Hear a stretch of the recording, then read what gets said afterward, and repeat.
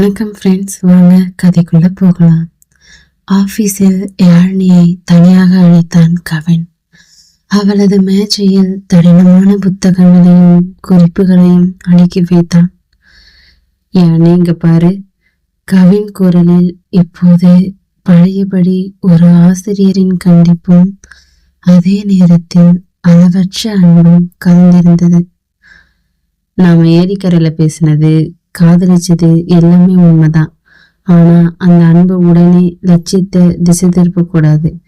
இந்த IAS exam உன்னோட கனவு மட்டும் இல்ல, இனி நம்ம 2 பேரோட கனவு. இன்னும் சில வாரங்கள் தான் இருக்கு. இரவு பகலா படிக்கணும், புரியுதா? யாழ்னி அவனை நிமிர்ந்து பார்த்தாள். அவளது கண்களில் இப்போது பயமில்லை, மாறாக ஒரு புதிய லட்சிய வெறி இருந்தது. கண்டிப்பா கவின் சார். இல்ல கவின், உங்க அன்பு எனக்கு பலவீனம் இல்லை, பலம்னு நான் ஏற்கனவே சொல்லியிருக்கேன். இந்த எக்ஸாம்ல நான் ஜெயிப்பேன். எனக்காகவும் நமக்காகவும் நான் ஜெயிச்சு காட்டுவேன் என்று மிகுந்த தன்னம்பிக்கையோடு பேசினாள். அவள் சொன்னபடியே அடுத்த நாட்கள் கடுமையான உழைப்பில் உழைந்தன. தேர்வு நாளும் வந்தது. கவினின் வாழ்த்துக்களோடும் தன் சுய நம்பிக்கையோடும் தேர்வு அறைக்குள் சென்றாள் யாழ்னி. தேர்வுகள் அனைத்தும் மிக சிறப்பாக முடிவடைந்தன. தேர்வு முடிந்து வெளியே வந்த யாழ்னியின் முகத்தில் தெரிந்த பிரகாசமே அவள் வெல்லப் போகிறாள் என்பதை கவினுக்கு உணர்த்தியது. தேர்வு முடிந்து களைப்பு நீங்கவும் மனதை ரிலாக்ஸ் செய்யவும் கவினும் யாழ்னியும் தங்களது நண்பர்களுடன் இணைந்து கொடைக்கானலுக்கு ஒரு அவுட்டிங் ட்ரிப் பிளான் செய்தனர். கொடைக்கானலின் பனிமூட்டமும் குளுமையும் அவர்களை வரவேற்றன. பகல் நேரத்தில் நண்பர்கள் அனைவரும் சேர்ந்து பல்வேறு விளையாட்டுகளை விளையாடி மகிழ்ந்தனர். அந்த பசுமையான சூழலில் கவினுக்கு யாழ்னியின் மீது இருந்த அளவற்ற அன்பும் பாசமும் அவனை அறியாமலேயே வெளியில் தெரிந்தது. அவள் குளிரில் நடுங்கும் போதெல்லாம் அவளுக்கு தெரியாமல் அவளது உடைகளை சரி செய்வது, சூடான காஃபியை தேடி பிடித்து தருவதுமாய் கவின் உருகினான். யாழ்னியும் நண்பர்கள் மத்தியிலும் கவினுக்கு கொடுக்க வேண்டிய மரியாதையும் தன் ஆழமான காதலையும் அழகிய புன்னையோடு வெளிப்படுத்தினாள். இருவரின் காதலும் அந்த மலை பிரதேசத்தில் அழகிய விளையாட்டுகளாய் நகர்ந்தது. இரவு நேரமானது. ஹோட்டல் அறையில் நண்பர்கள் அனைவரும் ஒன்று கூடி மகிழ்ச்சியில் கொஞ்சம் மது அருந்தினர். கவினும் லேசாக மது அருந்தினாள். அவளது கட்டுப்பாடுகள் கொஞ்சம் தளர்ந்திருந்தன. அவனுக்குள் இருந்த காதல் யாழ்னியை பார்க்க வேண்டும் என்று அவசரப்படுத்தியது. மெல்ல எழுந்து யாழ்னியின் அறைக்குள் நுழைந்தான் கவின். யாழ்னி அப்போதுதான் ஜன்னல் வழியே வெளியே தெரிந்து கொண்டிருக்க கொடைக்கானலின் இரவு பனியையும் விண்மீன்களையும் வேடிக்கை பார்த்து கொண்டிருந்தாள். கதவு திறக்கும் சத்தம் கேட்டு திரும்பியவள் லேசான தடுமாற்றத்துடன் நின்றிருந்த கவினை கண்டு அதிர்ந்தாள். கவின் மெல்ல அவன் நோக்கி நடந்தான். அவளது படுக்கையின் மங்கலான வெளிச்சத்தில் அவளது அழகு அவனை கிரங்கடித்தது. அவள் அருகே நெருங்கி வந்தவன், யாழ்னி. அவளது குரலில் போதையிலும் காதலிலும் குறைந்திருந்தது. உன்னை முதலா பார்த்த அந்த நிமிஷத்துல இருந்து இந்த நிமிஷம் வரைக்கும் ஒவ்வொரு நொடியும் உன்னை ரசிச்சுட்டு தான் இருக்கேன். மழையில நனைஞ்ச முகம் இப்போ இந்த பனியில உறைஞ்சிருக்கிற அழகு வலது கையில பற்றினான். யாழ்னிக்கு என்ன செய்வதென்று தெரியவில்லை. அப்படியே சிலையாக உறைந்து நின்றாள். கவினின் கண்கள் அவளது முகத்தில் நிலைத்தன.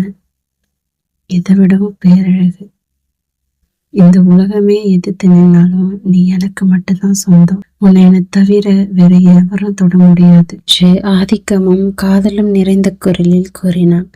வார்த்தைகள் அவனது இதழ்களில் இருந்து ததும்ப மெல்ல அவளது முகத்தை நிமிர்த்தி அவளது இதழ்களோடு தன் இதழ்களை இணைத்தான். அந்த பனி இரவில் அவளது இதழ்களின் வெதுவெதுப்பில் கவின் தன்னை மறந்தாள். யாழ்னி முற்றிலும் சிலையாகி போக கவின் அவளை இன்னும் இறுக்கமாகி தழுவி அவளது இதழ்களில் தன் ஆழமான காதலை மொத்தமாக பறித்தான். அந்த 10 நிமிட தீண்டல் இருவருக்குள்ளும் ஒரு பிரபஞ்ச பேரமைதியை உருவாக்கியது. பேசி முடித்த சில நிமிடங்களிலேயே போதையின் உச்சத்தாலும் பயண களைப்பாலும் கவின் அப்படியே மயங்கி யாழ்னியின் படுக்கையிலேயே விழுந்து உறங்கி போனான். கவின் தன் மடியில் சாய்ந்து போதையின் ஆழத்திலும் பயண களைப்பிலும் அப்படியே உறங்கி போன அந்த நொடியில் யாழ்னியின் இதயம் இன்னும் வேகமாக துடிக்கிக் கொண்டிருந்தது. அறைக்குள் நிலவிய மங்கலான வெளிச்சத்தில் அவனது நிம்மதியான முகத்தையே சில நிமிடங்கள் இமைக்காமல் பார்த்து கொண்டிருந்தாள். அவளது இதழ்களில் இன்னும் அவனது முகத்தின் வெதுவெதுப்பு அப்படியே இருந்தது. அவளது கைகள் மெல்ல அவனது தலைமுடியை கோதின. எவ்வளவு காதல் என் மேல என்று அவள் மனதிற்குள் நினைத்த போது அவளது கண்களிலிருந்து ஆனந்த கண்ணீர் துளியாய் அவனது கன்னத்தில் விழுந்தது. யாழ்னி மெல்ல சிரித்தபடி அவனை சரியாக படுக்க வைத்து கம்பளியை போர்த்தினாள். பின் அவள் கட்டிலுக்கு கீழே தரையில் அமர்ந்து கட்டிலின் தலை சாய்த்து கொண்டாள். தூங்கிக் கொண்டிருக்கும் கவினின் அமைதியான அழகான முகத்தையே விடிய விடிய ரசித்து கொண்டே அவள் அறியாமல் அப்படியே உறங்கி போனாள். வெளியே கொடைக்கானலின் பனி இன்னும் அடர்த்தியாகி கொண்டிருந்தது.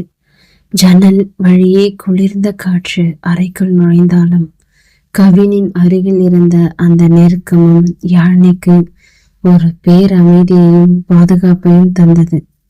அடுத்த நாள் காலை பனிமூட்டத்தை கிழித்து கொண்டு சூரியன் இளம் கதிர்கள் ஜன்னல் வழியே கவினின் முகத்தில் பட்டன. மெல்ல கண்கள் விழித்த கவினுக்கு தலை கனமாக இருந்தது. ஆனால் தன் கைகள் யாழ்னியின் கைகளை பற்றி கொண்டிருப்பதை உணர்ந்தும் சற்றென்று எழுந்து அமர்ந்தான். அவன் எதிரே கையில் 2 கப் சூடான காஃபியுடன் முகத்தில் ஒரு காவிய புன்னகையோடு நின்றிருந்தாள் யாழ்னி. குட் மார்னிங் கவின், நேற்று ராத்திரி ரொம்பவே டயர்ட் ஆகிட்டீங்க போல என்று அவள் கண் சிமிட்டி சொல்ல கவினுக்கு நேற்று இரவு நடந்த அனைத்தும் மெல்ல நினைவுக்கு வந்தன. அவளை தான் அனைத்ததும் பேசிய ஆதிக்க வார்த்தைகளும் அந்த ஆழமான முத்தமும் நினைவுக்கு வர அவன் முகம் வெக்கத்தால் சிவந்தது. அது நேற்று நைட்டு கொஞ்சம் என்று கவின் தடுமாறினான். மறுநாள் காலை கொடைக்கானலின் அழகிய சூரிய உதயத்தோடு நண்பர்கள் அனைவரும் ட்ரெக்கிங் செல்ல தயாராகினர். அடர்ந்த மரங்கள் சூழ்ந்த அந்த மலைப்பாதையில் அனைவரும் பேசிக்கொண்டே நடந்து சென்றனர். திடீரென கவின் பின்னால் திரும்பி பார்த்தபோது அங்கே யாழ்னியை காணவில்லை. யாழ்னி, யாழ்னி எங்கப்பா என்று கவின் பதற்றத்துடன் நண்பர்களிடம் கேட்டான். இப்பதான் பின்னாடி வந்தா கவின் என்று நண்பர்கள் சுற்றிலும் தேடினர்.